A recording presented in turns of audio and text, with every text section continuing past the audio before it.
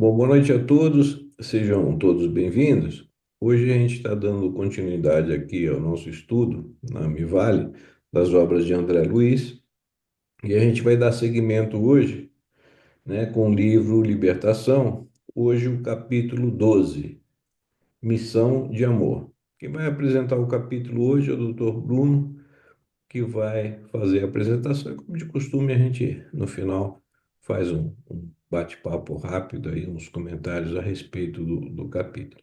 Fica à vontade, Bruno. Obrigado. Boa noite a todos. Vou colocar aqui para um share screen aqui para mostrar os slides, né, que a gente tem sobre o capítulo, né? Deu para ver aí os Deu? slides? Deu? Vou colocar em tela cheia. Isso.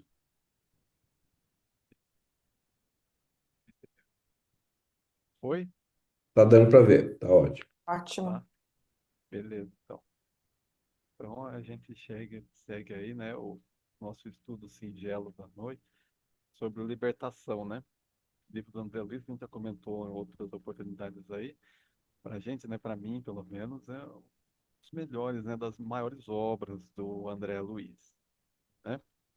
Então, é, quem já viu aí um pouco o jeito que a gente apresenta, né, eu vejo muito aqui na AME, principalmente para a gente estudar o André Luiz sobre um ponto de vista médico, também, né? Ou de uma forma de saúde geral, né? Então, geralmente, a gente tenta dividir as coisas como se fosse uma situação clínica, né? Para a gente compreender melhor, porque de fato a maioria dos capítulos do André Luiz, ele meio que estrutura, assim. Ele dá o contexto, né?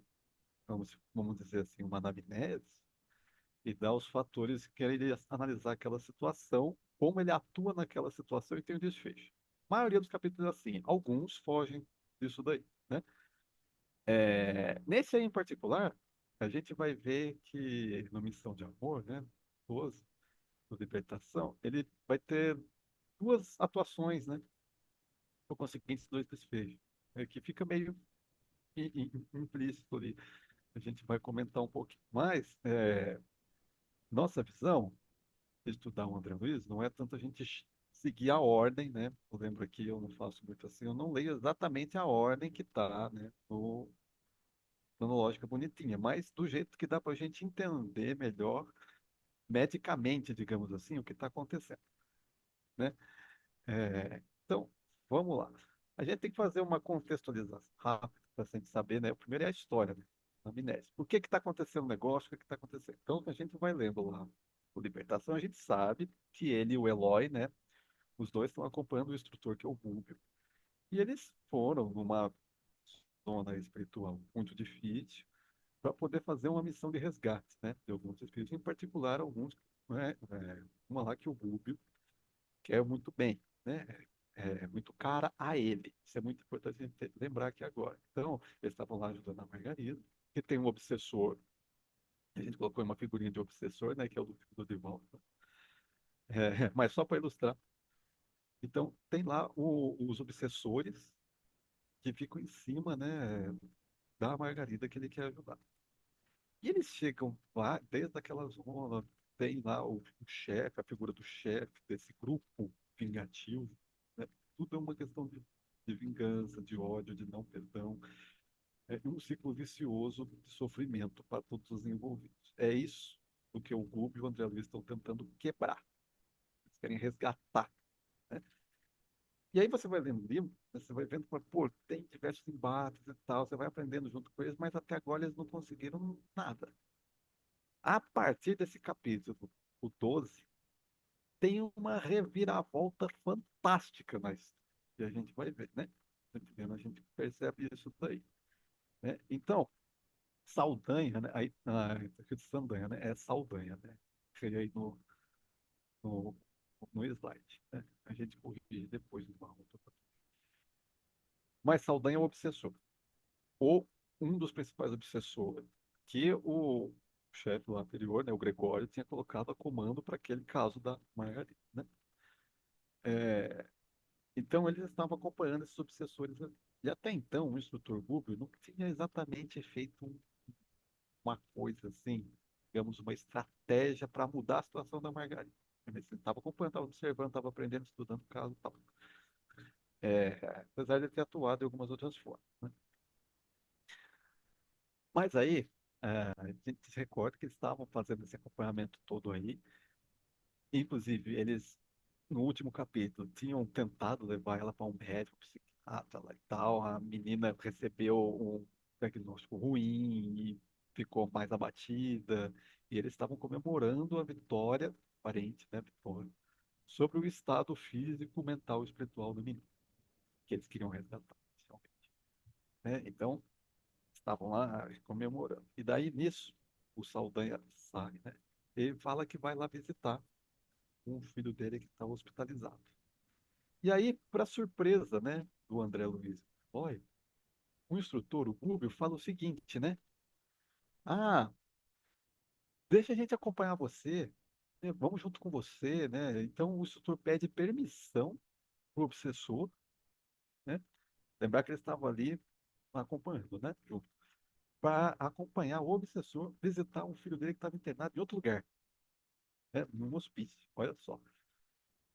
Então, o obsessor também acha estranho, né? O Saldanha achou estranho, né? Todo mundo achou estranho. Por que você quer me acompanhar? Então, ele vai falar assim: com espanto, reparei que o nosso instrutor está pedindo permissão. Por quê? E aí, o Rubio dá essa finesse, né? Quem sabe não poderemos ser úteis, né? E não houve relutância nenhuma que o André Luiz fala, né? Então, eles vão lá. Aí, eles estão rumando lá pro hospício, certo? Chegando lá no hospício. E aí, o André Luiz descreve assim que tinha muitas pessoas ali em resgate, né? Resgate aflitivo, quadro extremamente doloroso, pessoas dementadas, enfim, relegadas a reajuste cruel. Mas a posição do Jorge, que era o filho do Saldanha, o Jorge está encarnado, o Saldanha desencarnado, obsidiando a Margarida. Então eles encontram o Jorge ali deitado, de bruços, cimento gelado, né? E ele estava mostrando as mãos feridas, essas mãos estavam coladas ao rosto imóvel, né? Aí o obsessor, né, vai falando assim, provavelmente ele acabou de sair de uma crise, essas crises que ele tem. Né? Talvez às vezes se feriu, entendeu? Ele está jogado ali no chão, então uma situação realmente é, lamentável.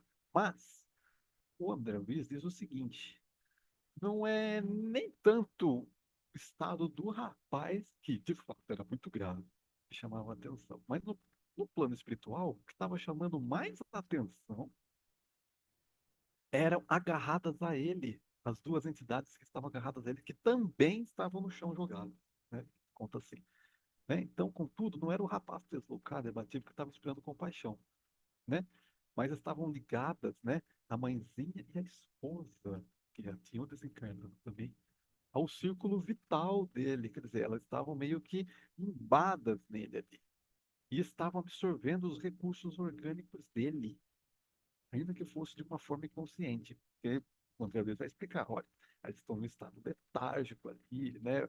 Mas estão em um estado tão primitivo que elas precisam dessa força primitiva, dessa força bruta, material, e ficam ali junto com ele, porque ele foi a última coisa que elas pensaram.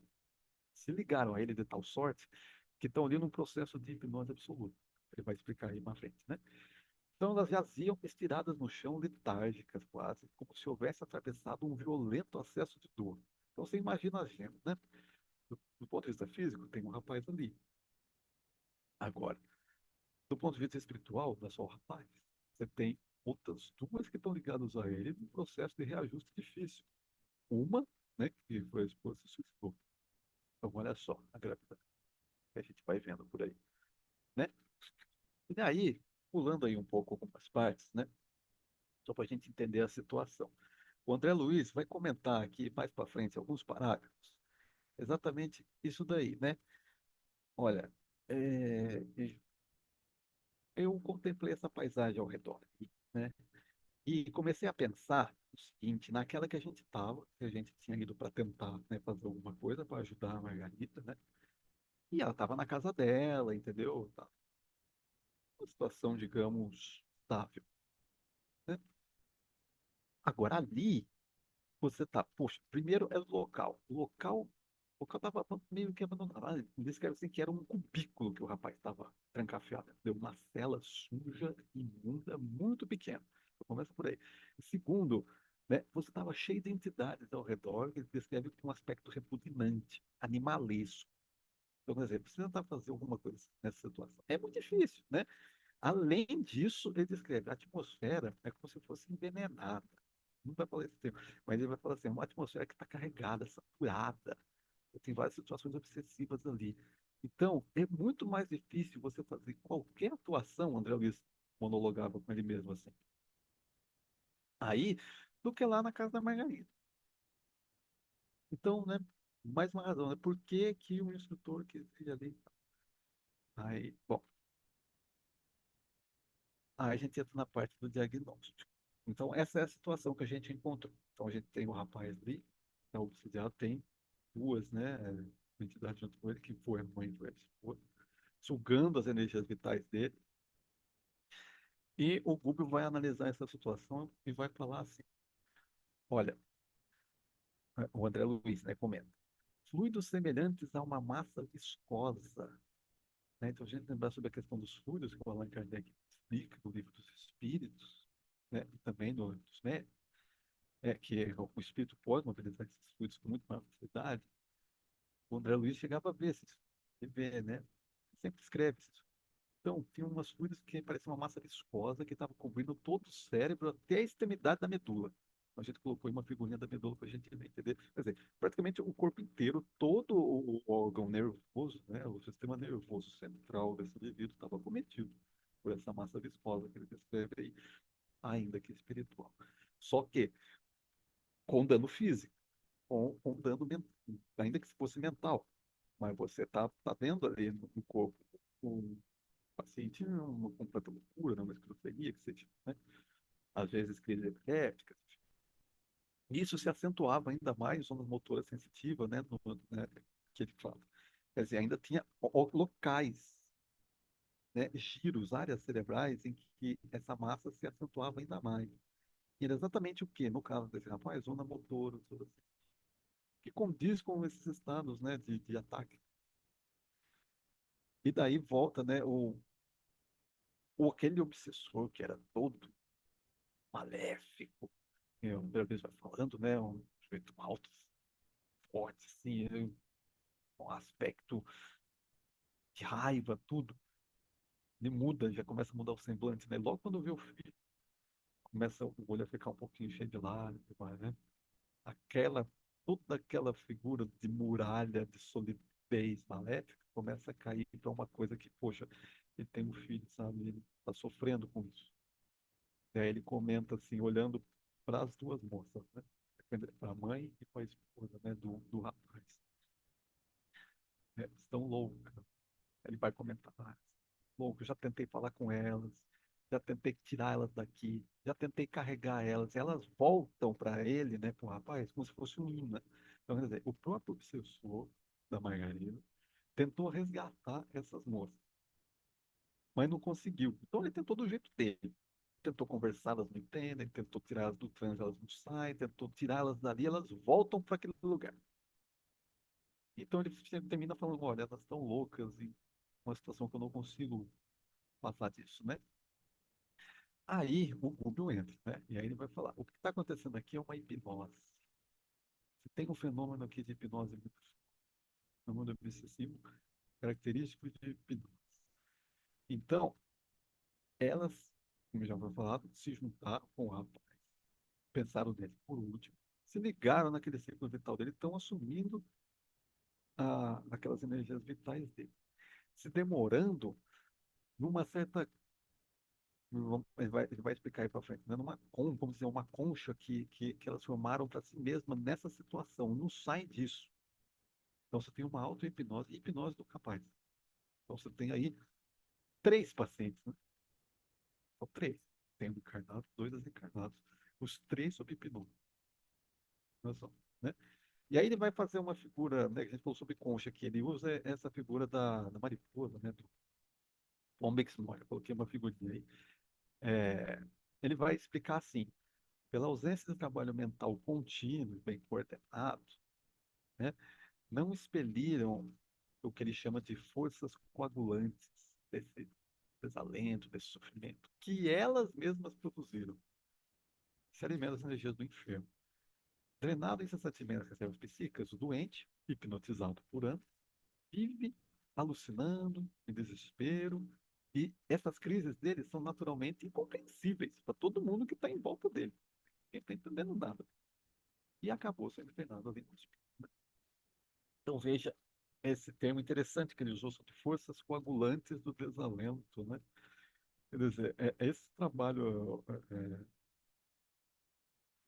essa obsessão que elas fizeram está tão grave em cima do rapaz que elas se coagularam naquele momento ali, naquela situação, e dali não saem de jeito nenhum. Né? Se autocoagularam nessa situação. E o rapaz segue a mesma coisa. Totalmente retirado dele o raciocínio. Ele está preso nisso daí. Um reajuste realmente bem cruel. E aí ele usa essa figura para comparar do bom Bixmont, né? Que ele fala, que é o bom Bixmont? Um animal, né? É o bicho da seda, né? A mariposa.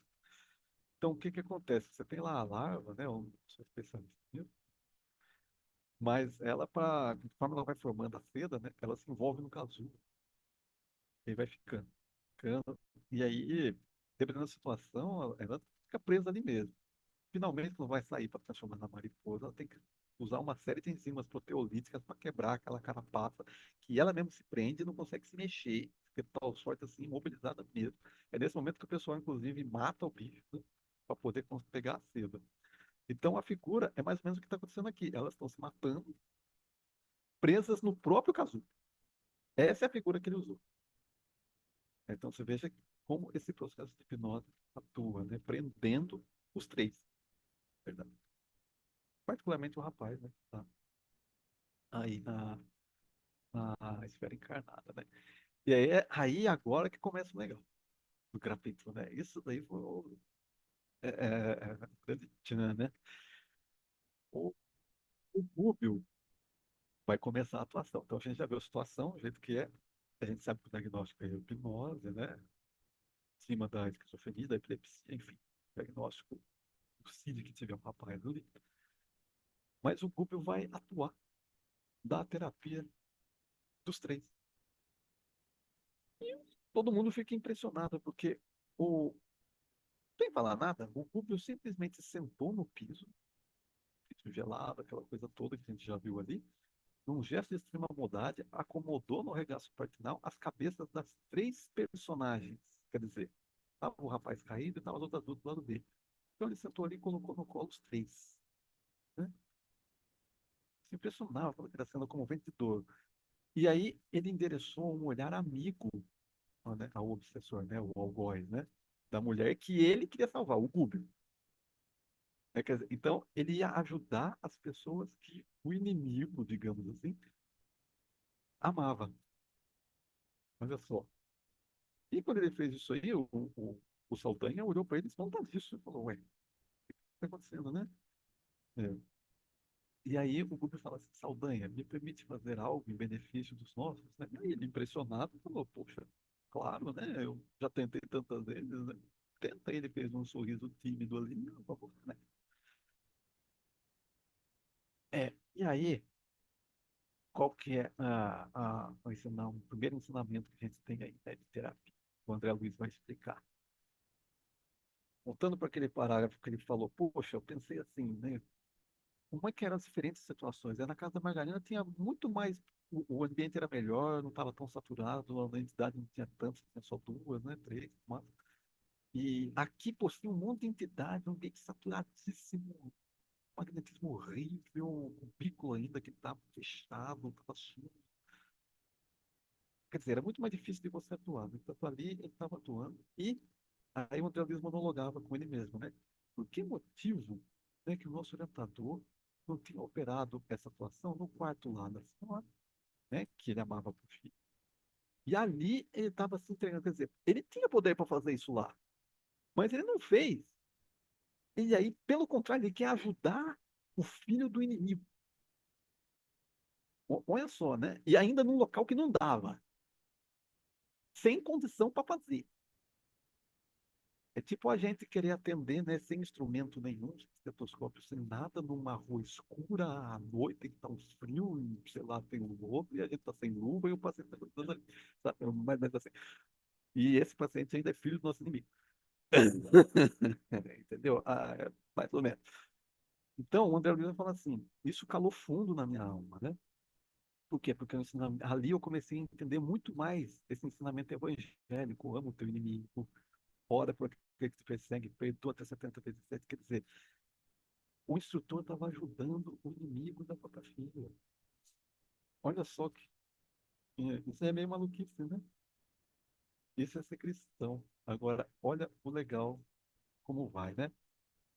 A incúbio sob o nosso olhar comovido, afagava a fronte das entidades, né, das três, parecendo liberar cada uma dos fluidos pesados que estavam entorpecendo ela.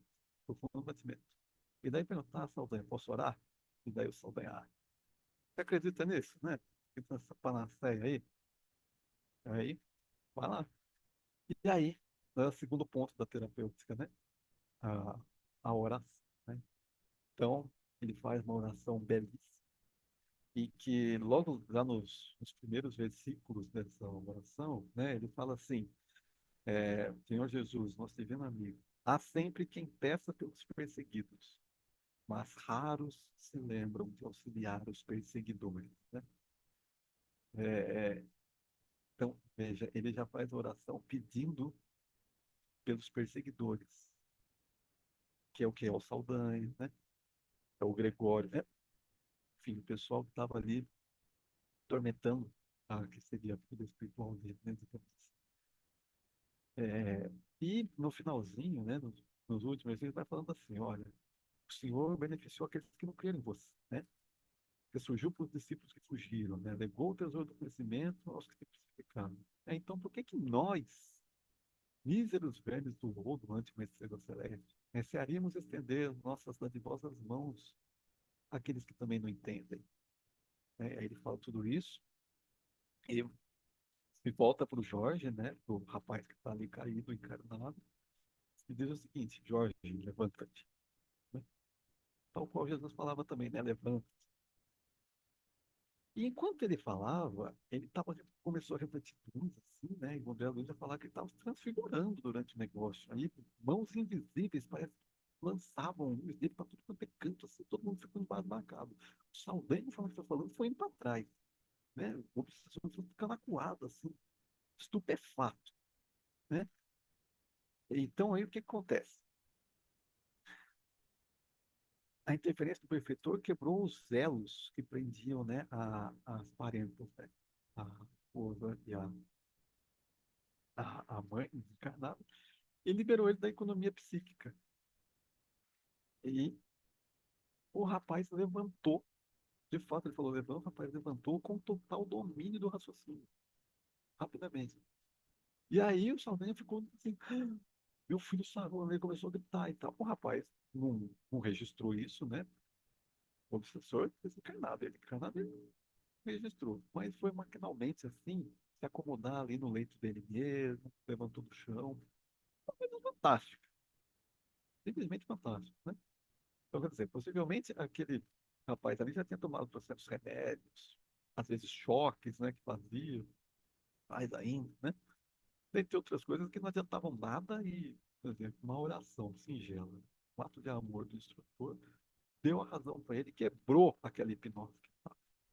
Já foi a primeira terapia. Aí, como é que estava o obsessor nesse momento? Já estava já em lágrimas abundantes, né? Porque ele viu uma coisa que ele tentou há anos, sabe lá quanto tempo fazer e não conseguiu. Aí, uma atuação do instrutor, né? E aí ele já começou a buscar o olhar do instrutor, assim, né? Como se fosse uma criança, para Luiz falou, né? Que vai chegar perto do mestre, querer os pular, mas o mestre falou: não, se acalma, que agora tem as meninas, né? Aqui, estão levantando. Aí vem a segunda parte. Então, atuou no primeiro paciente, vai atuar nos outros dois agora, que são os desencarnados, né? Ou as desencarnadas, né? E aí a primeira é a Iracema, que é a mãe. Então, ela desperta e fala: onde é que eu tô, né? Que lugar que é esse e tal? Aí começa a chorar, e vai reclamar um pouco das coisas, não vai atinar com as coisas. Aí, ela vê, consegue enxergar o obsessor Saldanha, daí fala: que cela imunda que é essa? Será que a gente já atravessou o túmulo? Eu temo demônio, né? Oh, Deus meu, me salva, não sei o quê. Então, ela acorda uma situação desesperada também. E o Gubbio vai lá e acalma também a Saldanha, faz ali uma terapêutica, de novo, evangélica, como os dois, né, falando, né, da importância da vida, né, de Deus, enfim, e ela vai se acalmando, Saldanha também. E aí vem a esposa, né, do rapaz, que tinha se suicidado. Então, esse caso, um pouco mais grave, né? Então, transcorridos mais alguns instantes, a Nora Saldanha se ergueu num grito terrível, mas ela sentia dificuldade em articular a voz, ela se sufocava. O que que acontece? Ela estava, né, tinha desencarnado por conta do suicídio aqui, né? Acho que ela foi perdendo, não lembro mais. Aí estava aqui com o pescoço todo, ela ficava segurando a mão o tempo inteiro. É o que o André Luiz descreve. Então, apesar dela ter levantado, ela não estava conseguindo articular a voz, não conseguia falar direito. Isso na situação do precipício, né? Então você vê, mais uma vez, né, como os atos impensados na matéria influem. E aí a gente fica tendo que resgatar isso aí. E aí, nesse momento, ela não estava podendo falar, o orientador segurou ambas as mãos dela com a destra e com a mão esquerda ministrou recurso magnético, né, sobre a glote. Quer dizer, nessa região aqui da garganta. E aí, né, da boca. E aí ela começou a ter a voz, se acalmar, começou a voltar ali a ter um pouco de é, experiência de linguagem, né? É, e aí o André Luiz ainda assim vai falar assim, olha, embora desperta, suicida não guardava a menor ideia de que o corpo físico já tinha se desfeito. Era meio que a sonâmbula perfeita, acordando de súbito. Então ela acorda completamente desesperada, pior do que a anterior, vai chamar, né, o marido, que não está registrando nada, né? Vai perguntar da filha, cadê a filha, né? E o marido tá lá, fleumático, impassível, né? Estava ainda ajuizando o direito da situação dele. Então, você veja aí que ele fez, além da oração, né, do evangelho, ele teve um magnetismo ali espiritual que ele fez também, né? Falar um pouquinho mais sobre a evangelização. Aí, nesse momento que vai entrar a grande evangelização. O que é que estava, de fato, em pior situação aí era suicídio. Então, e que era Irene, né? Aí, o Gúbio tenta conversar com ela, e aí ela vai falar, ah, mas pô, não é possível, então, não sei o quê. E daí ela vai falar, então é pior, morrer é muito pior. E daí ela olha o Saldanha lá e vai criticar ele, vai criticar o obsessor. Ela não, o André Luiz fala assim, ela não estava dando tantos ouvidos, né, para a evangelização do Rubio. Então ela olha esse que deu o obsessor e começa a criticar ele, o Saldanha. Então, Sombra, o que que você está fazendo aqui? Ela, por que que você não lutou pelo seu filho? Você não tem coração? Por que que você está mudo? Por que não... E ele vai falando um monte de coisa que o André Luiz fala assim, que o Saldanha recebia aquilo como uma vergaçada. Ele estava completamente assim, nossa, né? Porque ele tinha tentado. Imagina, né, a situação. E ela, desesperada, vai falar: quero minha filha, quero médico, onde está Deus? O Saldanha corta ela e fala: olha, foi você. Mas vamos lutar. Tem o dia de amanhã, seu espírito está aqui. Não é suficiente para você a certeza de que a vida continua? Você vai vencer, vai com calma, aquieta o coração. E até que, finalmente, depois ali de uma boa conversa, com evangelização, ela acabou silenciando, o mundo controlou e foi resgatada também. A desditosa mulher silenciou soluçante, enquanto o sogro enxugava as lágrimas que as observações generosas de Rubio lhe haviam arrancado o sogro ao Saldanha, né? Desencarnado, né? E aí, o que acontece, né? O Jorge, do ponto de vista físico, né? O encarnado, ele tem melhorado. Mas as duas estavam em estado deplorável, precisavam ser resgatadas num ponto, né? Vamos dizer, num ponto médio, né, de atendimento espiritual, né? E o grupo vai falar, olha, temos que levar ela para algum lugar e tal, né? E falou isso para o Saldanha, falou, "Ó, podemos levar ela para uma organização socorrista ali, né, espiritual." E ele falou, claro, vai, né, leva sim e tal.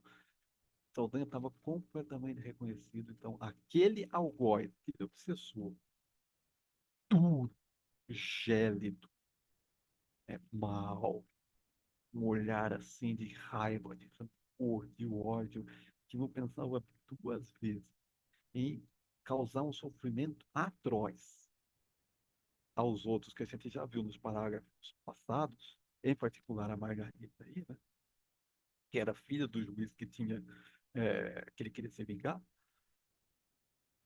Naquele momento virou um cordeirinho, virou um amigo reconhecido, não sabia como que agradecia o Rubio, né, o André Luiz e o Eloy. Particularmente o Rubio, que foi o Rubio que fez tudo, né? O André Luiz está ali só auxiliando, né? E descrevendo o ocorrido. É, e daí, chega ao fim do capítulo, né? O André Luiz vai falar o seguinte: ao retornarmos, cabisbaixo, humilhado, o perseguidor de Margarida perguntou timidamente quais eram as verdadeiras armas justas num serviço de salvação. Né? Que começou a se interessar, poxa, eu queria ser útil também, né? Ao que o nosso orientador retrucou atenciosamente. E aí essa frase é maravilhosa, esse versículo, né? Em todos os lugares, um grande amor pode socorrer o amor menor. Fantástico, né? Eu achei fantástico. Eu grifei isso aí, né? O grande amor pode sempre socorrer em qualquer lugar. O amor menor, né? Saldanha não voltou mais a palavra. Fizemos a maior parte do caminho de volta em significativo silêncio, né? Então você veja, né? É... Como é maravilhoso esse capítulo, porque assim, eles foram, toda a missão deles é para ajudar ali a Margarida e os envolvidos na situação dela, né?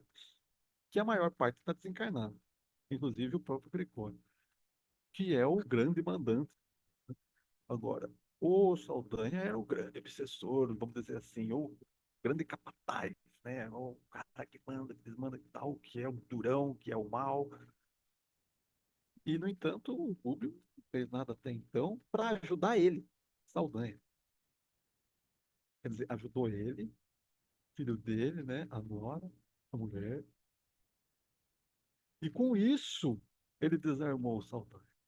Quer dizer, com isso ele trouxe ele, né, para a luz, assim, tirou ele daquela situação de sofrimento que ele continuava, que a vingança não tirava ele desse ciclo vicioso do sofrimento, tirou ele dessa situação, e ele já está pensando ali em como que ele pode ser útil, com plena gratidão.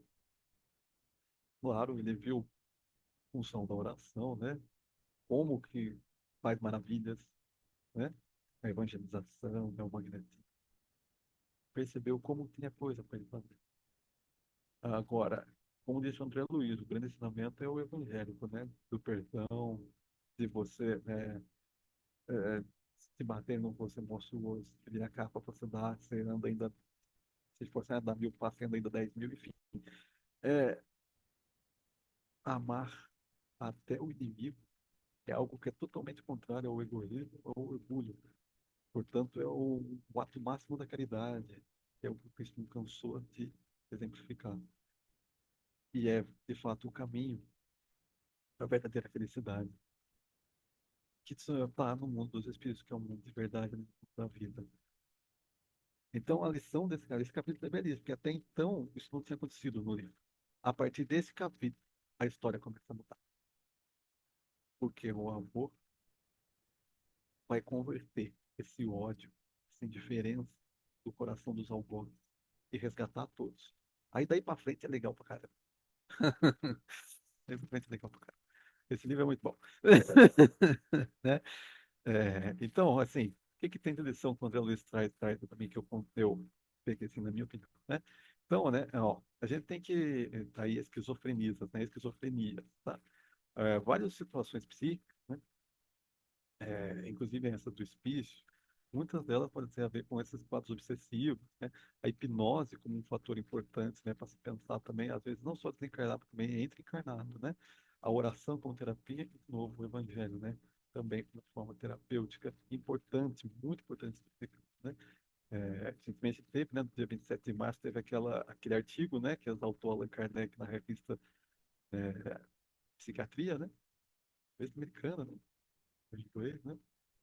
Então você vê, né, que ele já tinha feito, né, todo o rigor científico para ajudar na psiquiatria, mais até do que a psiquiatria, talvez, Allan Kardec ajudou, né. Então, é isso, né, do André Luiz, né, nesse capítulo. Vou fazer aqui, vou colocar aqui no Stop Share, e vocês comentam aí mais alguma coisa para implementar.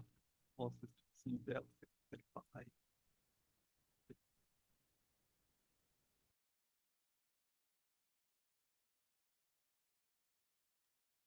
Bom, agradecer ao Bruno aí a exposição do capítulo aí, que foi excelente aí, ele colocou de uma forma bem clara aí, bem didática, para a gente entender todo esse capítulo aí, que é muito bonito, né? É um dos capítulos mais bonitos aí do livro. E algumas coisas aqui eu estava pensando a respeito aqui, né? Todos esses processos obsessivos aí que são relatados, não só nesse caso, mas em vários outros livros do André Luiz, né? A gente vive num vale de lágrimas, né? A gente vive num planeta aí de provas e expiações que realmente ainda é um vale de lágrimas. Aí eu fico pensando o seguinte, esses dias aí a gente estava refletindo aí sobre os últimos dias da passagem de Jesus aqui na Terra, né? Então a gente fica imaginando o seguinte, se ele não tivesse vindo trazer essa mensagem, né? Que é a mensagem do amor, né? Se a gente fosse tentar traduzir a, o motivo da vinda do Cristo aqui, né? Ele veio, a gente veio nos ensinar a amar, né? Se a gente pudesse simplificar essa mensagem.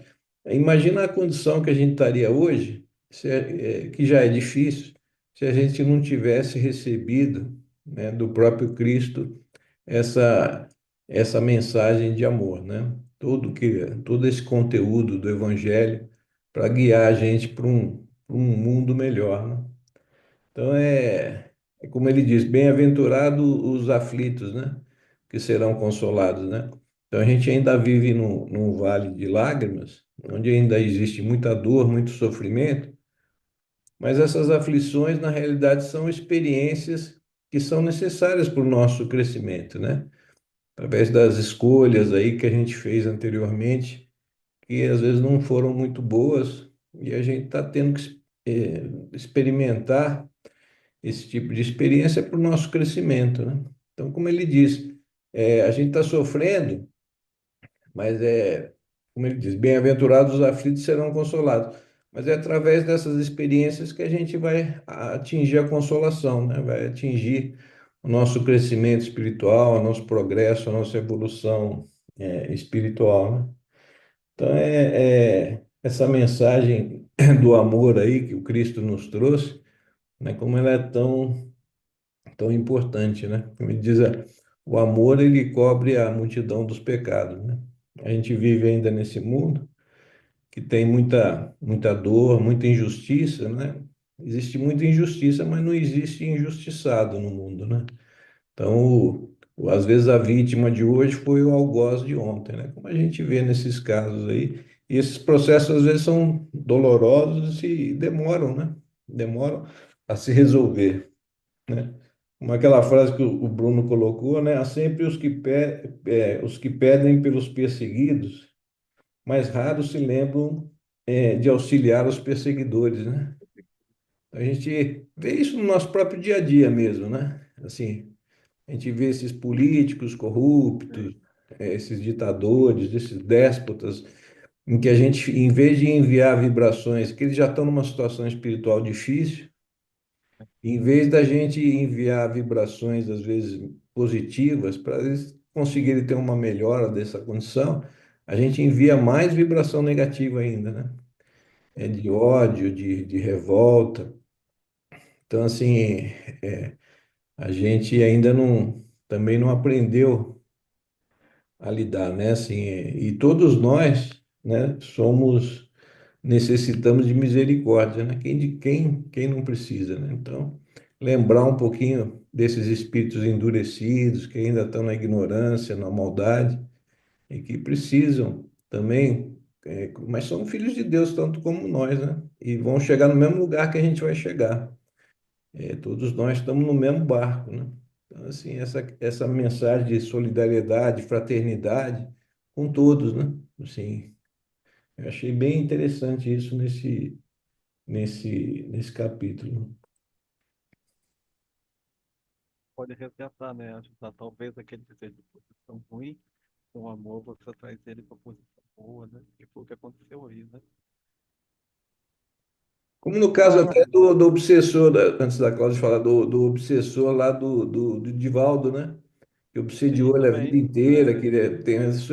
Quando ele recebe a mãe dele, que É, reencarna, né? é, E quebra toda aquela. Boa discípulo. noite. Boa noite a todos. Eu gosto muito da maneira que o Bruno coloca assim as apresentações dele, né? De Aham, quadro clínico, diagnóstico, terapêutico. Eu acho bem bacana. E esse é um capítulo agora vai mudar a história, né, Bruno? é, Agora começa o lado é, positivo aí, né? é, Mas chama atenção algumas coisas, né? Primeiro, o que você falou logo no início, né? A frase de Gubro, né? Dentro daquela situação, quando ele fala que vai resgatar o filho, ele já pergunta, né? Quem sabe poderemos ser úteis, né? Então a gente observa ali aquele senso de oportunidade, né, de um espírito de escola, é, né? Não deixar passar aquela oportunidade de ser útil, né? Outra coisa que chama atenção o tempo é, inteiro é a postura de Gubro, né? Aquela comunicação dele nunca violenta, ele nunca sai para o embate, ele nunca sai para a discussão, né? Ele sempre escuta, ele sempre é solícito, né, nas suas colocações, né? Naquele negócio de, orientação. exatamente, aquele trabalho serve, né? Ter aquela boa vontade, né? Sempre tendo aquele olhar de acolhimento, né? Outra coisa que me chamou muita atenção nessa situação aí do Jorge, da Iracema, né? Da mãe, da esposa dele, né? São três pessoas, né, três espíritos unidos naquele processo de hipnose, de simbiose, unidos pelo amor. Não existia eles, o que unia eles ali era o ódio ao juiz. Mas entre eles existe, né? Existia um protótipo de amor, porque isso não é amor verdadeiro, né? A gente ainda está aprendendo a amar, mas o que unia eles era isso, né? Era o ódio que eles tinham ao juiz, né? E esse ódio fez com que eles ficassem unidos naquela situação. Isso também é muito interessante, né? Que às vezes a gente, quase sempre o que une as pessoas num processo assim é o ódio, é a vingança entre eles, não. Eles tinham o ódio a uma terceira pessoa, a uma outra pessoa. Outra coisa também que me chama muito a atenção, que nem você colocou naquela frase de Saldanha, que ele fala assim, elas estão loucas, né? E aí ele continua a fala dele, né? Que ele fala assim, raras mulheres mantêm-se na fortalezas nas guerras de revide. Então, assim, a percepção do Saldanha era que fortaleza era revide, É, era vingança, né? Ele ainda não percebe a fortaleza moral do Cristo, né? Do Evangelho, né? De perdoar não 7 vezes, mas 70 vezes 7, né? O que você pontuou muito bacana, né? E a prece dele foi fenomenal, né? Aquela prece que nem você falou, o Newton falou, quando ele pede pelos perseguidores, né? é, Então, que a gente tem muito a aprender ainda, né? claro, realmente é muitos ensinamentos esse capítulo, né? Agora ele arrebata no final, né, com aquele negócio ali. Em todo lugar, um grande amor pode ajudar o amor menor, né? É uma frase do capítulo, né? Tudo bem, pessoal? Boa noite. Oi, Flaviano. Boa noite. Eu não sei se sou tudo bem, Bruno. Parabéns. Eu também gosto muito, como a Cláudia colocou, da sua Ah, forma de apresentar, porque fica bem ah, didático, né? É muito bacana mesmo. A terapêutica, principalmente. Eu acho que é bem esclarecedor, viu? Parabéns. Tá bem? Eu não sei se é só para mim, eu tô ouvindo a sua voz um pouco baixa. Será que sou só eu, É, gente? Eu até entrei pelo computador, desliguei e voltei. Só eu? Só para eu entender se é só o meu. Eu estou escutando muito bem. Estou ouvindo bem também. É, então deve ser o meu, Bruno, desconsidere. É porque o meu vamos tá aumentar baixo, o eu até que eu tava volume no aqui computador, também. vim pro celular e não tô conseguindo arrumar desde o início. É que às vezes quando a gente fala no microfone, quando não fica muito perto, às vezes fica baixo. Então é só o meu, Bruno. Ajustar. Então, eu também concordo com o Bruno, eu acho que esse capítulo, para mim, também é um dos mais bonitos de toda essa obra. Principalmente quando ele descreve, né, ele narra ali a prece. Eu achei linda essa prece, é maravilhosa. Eu acho que impacta bastante a forma com que ele se remete a Deus, e com certeza não é uma prece ali, né, raciocinada para tentar convencê-lo de nada. De fato, você percebe que aquilo vinha do coração dele, então esse espírito já mais evoluído mesmo, né, estando até nessa condição de poder estar ajudando numa situação, em casos tão difíceis como esse. Mas o que eu acho mais interessante, né, eu fico pensando assim, são dois pontos que me chamam a atenção. Uma é que para a gente entender como o mal é um produto do homem, né? Esse mal não é produto de Deus, nenhum mal é produto de Deus. Então, todo homem, ele nasce e é fruto do amor. Então, por mais que essa semente esteja ali, né, ainda cheia de sombras, umas ainda que nem começaram a brotar, mas o amor está ali, né? E de alguma forma, no momento em que ele se oferece para fazer oração, para ajudar a família dele, principalmente o filho de Saldanha, na hora ele reconecta o Saldanha, ou seja, ele faz essa conexão com Saldanha de evangelizar, que era tudo que ele precisava e queria fazer desde do início, né, com todo o cuidado, exatamente no ponto onde ele conseguiria conectar o Saldanha com o amor que já existia dentro dele, que é essa relação através da relação do filho, e a partir dali, então, ele vai seguir depois trabalhando tudo isso. E o segundo ponto é que eu penso assim, né? Ele vê o que ele vê ali, né? Os espíritos ajudando, né? Os três naquela condição de estar ajudando a família dele, o filho dele, ele vê o tempo todo com a Margarida. Só que ele, né? Quantas vezes ela foi na igreja, rezou, quantas pessoas será que rezaram para ela no quarto? Ele está assistindo, né? E mesmo as pessoas falando de Deus, falando de tudo, ele não se evangeliza. Então é necessário conectar com ele através do amor para isso fazer o sentido, para que esse amor possa ser tocado e começar a trazer ele para uma consciência mais sã, de realmente assim, nossa, porque ele fazia a mesma coisa, né, do que elas estavam fazendo, tirando a vida ali de outra pessoa, influenciando negativa a vida de uma outra pessoa, e escutando a evangelização, provavelmente o tempo todo ali, em momentos que a família fazia oração, ou até momentos de atos religiosos, e nada. Então, acho muito interessante que talvez por isso que ele não vai, até o André ficou incrédulo. Por que que não fez isso lá com a Margarida? Porque não ia surtir o efeito, ia tirar ela dali, talvez desconectar daquela influência, mas não iria ajudar eles no sentido, e principalmente Saldanha, que era o chefe ali, né, É, a, a entender, né, fazer essa transformação também, esse resgate de todos. E a outra questão, eu penso assim, como a gente não é autossuficiente mesmo, né, enquanto seres humanos, todos nós, encarnados, desencarnados, que a gente sempre ele estando numa situação de algoz ali, tomado pela raiva, pela injustiça, a sensação de injustiça e toda a maldade, tudo que leva ele a cometer esses atos de maldade, mas o quanto que existe essa fragilidade e um sofrimento que necessita de um cuidado. E que na hora que eles vêm e fazem isso, né, de cuidar dele, acolhendo o filho, ajudando, né, numa situação em que ele se via impotente, já tentei de várias formas, não consigo ajudar, não consigo fazer com que elas saiam dali, né, desse estado todo de hipnose. Então, nós não somos autossuficientes, né, a gente achando que com todo o nosso orgulho, né, com todas as nossas certezas aí que nós achamos em determinadas situações que temos, quanto que a gente está nesse lugar o tempo todo, né?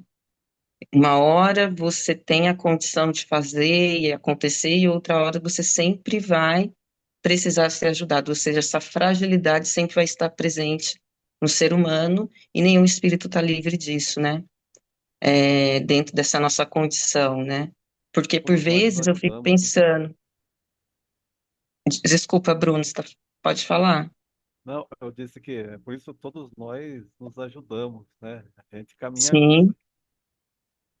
né? Porque a princípio você fazendo a leitura dá a sensação que ele é o poderoso, assim, que ninguém vai poder contrair tanto que ele tira sarro, não vai adiantar de nada. As pessoas vão até, os espíritos obsessores entram, inclusive, na igreja e tiram sarro, ou seja, nunca vamos ser autossuficientes, né? Isso é uma mera ilusão. E ali naquele momento ele tem esse choque, ele percebe isso, né? Essa fragilidade dele toda que faz uma mudança na história a partir desse capítulo, que é sensacional. E eu acho isso muito importante, porque me lembra muito a questão do orar e vigiar, né? Eu fiquei pensando, falei, caramba, tudo isso porque ele viu o filho passar por uma situação que foi injustiçado, mas a gente não tem total certeza de como que a gente reagiria diante de algumas situações, por mais que a gente tenha conhecimento, principalmente da doutrina espírita, né? Falando de vidas passadas, resgates, né, que tudo a gente tem aí é resultado de algo que plantamos, mas numa situação assim de uma ligação tão forte com alguém que você ama, eu fico pensando, a gente tem que tomar muito cuidado, né? Porque em julgar, por isso esse amor todo com que eles fizeram esse trabalho é lindo nesse capítulo, a forma com que ele pede ajuda, conduz toda a situação para não se colocar como melhor do que eles, né? Por quê? Porque sabe da nossa fragilidade que o tempo todo eles mesmos podem cair, nós podemos cair, a gente nunca sabe, né? Então, É, nunca se colocar nesse processo de ajuda como superior. Ele foi o tempo todo pedindo, perguntando se podia, pedindo é, licença, pedindo permissão para o pai. É incrível isso, é, porque não é porque a gente tem esse dom, muitas pessoas têm o seu dom, né, através do servir aí, trabalho de Cristo. Um tem dom de orar, outro tem dom de falar, ou sei lá, de ir ajudar a pessoa materialmente, de olha, diversas formas. veja como é a grandeza, né, da moral, porque assim, a situação Isso, é essa, assim, tem um rapaz que tem a filha dele, que seria a filha espiritual do Gúbio, né, do instrutor. O pai faz o que pela filha? Tudo. Faz tudo. Pô, chega uma situação ali que alguém vai atacar a filha, pô, você vira bicho, né? Não é assim? Você vê, o pessoal, ó, você vira um animal, você quer defender, né? sim. Ou os animais, assim, entre eles, alguém tá É atacando a instintivo, tem cria, uma parte tem nossa que é até instinto, instintiva de né? proteção, né? O filhote tá sobretudo, você vai lá e vai, né? Qualquer animal vai. Agora, aí na situação ali, tava o agressor em cima da filha dele, ele viu e foi ajudar o agressor, filho dele, e agora o agressor vai ajudar. Olha só, né, como é a grandeza dos, né? Como o E, cristianismo e muda a você, né? grandeza de ver assim, né, que tudo vai reverberar, porque, né, não, porque tem uma fala dele que ele fala assim, posso ajudar os nossos, ele não fala, posso ajudar os seus? É, É muito interessante. Eu falo, por que que ele falou nossos e não falou seus? Porque ele já tem essa percepção, essa moral dele de conseguir entender que é tudo uma fraternidade só. Enquanto a gente não se ajudar, todo mundo não estiver bem. Imagina, ele poderia ajudar a filha dele, eu fico imaginando, sim. Mas pô, com certeza Saldanha ia seguir de novo. Em determinado é, momento ia conseguir atingi-la novamente.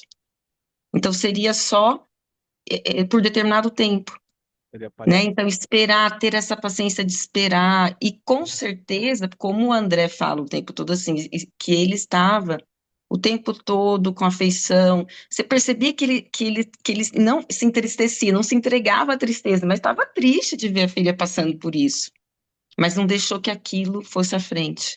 A sua emoção, o seu afeto de pai, né? Seus sentimentos, seus elos, os laços afetivos dele, para poder fazer o serviço, não perder nenhuma oportunidade de ajudar de uma forma que aquilo não se repetisse, que poderia, o Saldanha ele desligar os espíritos naquele momento, mas mais para frente continua a vingança, eles continuam até conseguir acessar a pessoa de alguma forma, né? Ou o filho dela, que ela caso ela viesse ter filho, um neto, e assim vai, como a gente já vê em várias histórias que o André Luiz relata, em vários casos, né? Foi muito bonito esse capítulo, eu acho que esse livro, esse capítulo tem que ser lido, assim, porque eu acho que tem frases que são que a Marcante, né? gente tem que aprofundar muito, tem muito ensinamento. Então é isso. Vamos encerrar então. Ou a Flaviana ou a Cláudia, alguém quer fazer a prece de encerramento? Antes de fazer, a gente continua na próxima, daqui a 2 semanas, né? No dia 5 de maio, com o capítulo 13, né? Convocação familiar, né? No nosso próximo encontro. Aí, Flaviano ou a Cláudia, se quiserem fazer a prece, para a gente encerrar o estudo da noite. Quer fazer, Flaviano?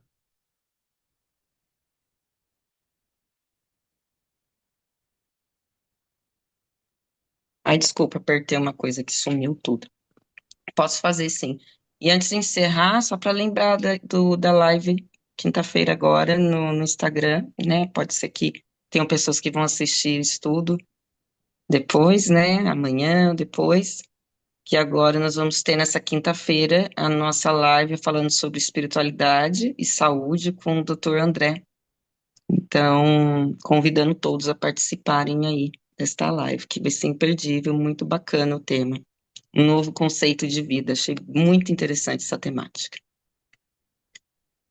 Então, vamos agradecer, levando nossos pensamentos a Deus, a Dr. Bezerra de Menezes, e toda a espiritualidade amiga por esse momento por essa oportunidade de estarmos aqui reunidos em volta do Evangelho, estudando, nos aprofundando nos ensinamentos que vão nos trazer esta melhoria enquanto seres, enquanto espíritos eternos, através de todas as nossas capacidades, mas sempre priorizando o nosso entendimento e crescimento espiritual e moral. Assim seja, graças a Deus, e até o próximo estudo.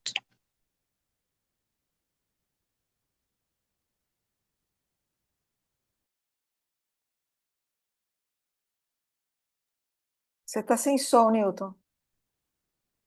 Opa, ativei o som. Então, agradecendo aí a todos aí que vão nos acompanhar. Como eu disse, daqui a 2 semanas a gente dá seguimento ao capítulo 13, Convocação Familiar, e a live aí de quinta-feira no Instagram. Aí estão todos convidados. Uma boa noite a todos.